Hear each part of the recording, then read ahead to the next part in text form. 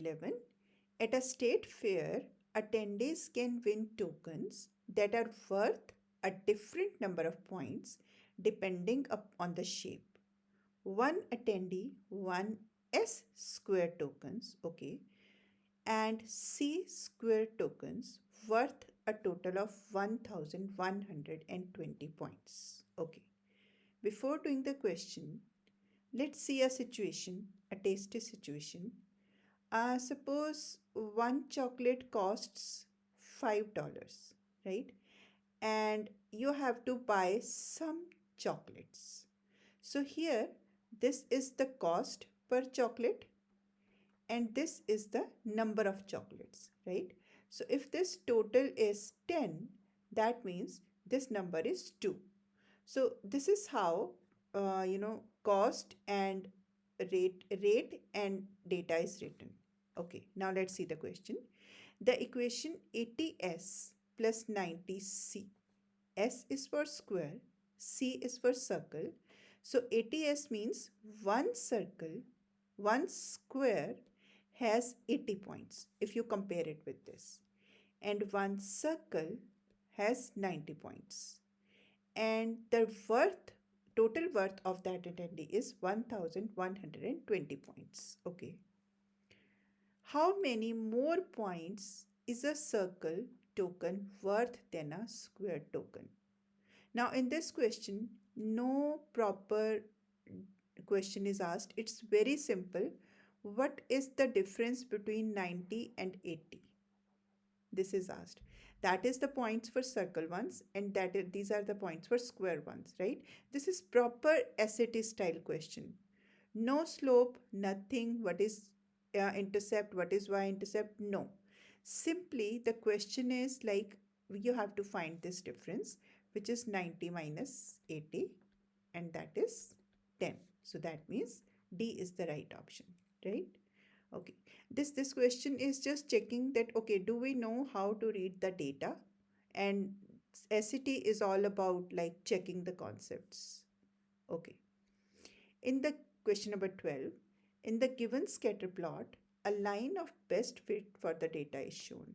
Okay. Perfect. Which of the following is closest to the slope of the line of best fit? Closest. Okay. And the values are 0, 1 by 2, 1 and 2. Let's see. So let's try to find 2 points. Let's say 1 point is this and these coordinates are 4 and 9.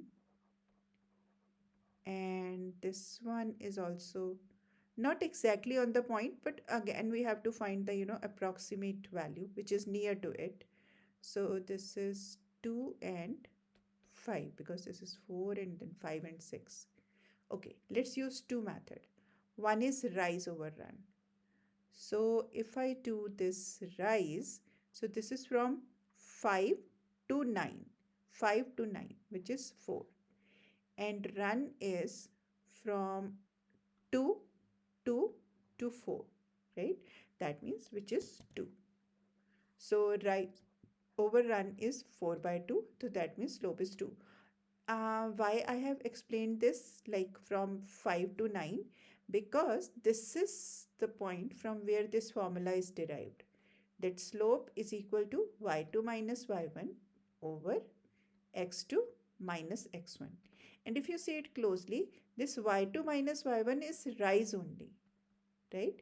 And this x2 minus x1 is run. So there is no difference between the two. One you are measuring from the, taking data from the graph itself, and another data you are taking from the coordinates. So 9 minus 5, y2 minus y1, and 4 minus 2, x2 minus x1. So it's same. So now we know that rise over run is actually change in y over change in x, or y2 minus y1 over x2 minus x1. Just many different ways of say one thing, slope, right? Okay. So it's 2. That means D is the right option. Okay, let's move to next one. Question number 13. A circle has a radius of 2.1 inches. Okay. The area of the circle is b pi square units. What is the value of p?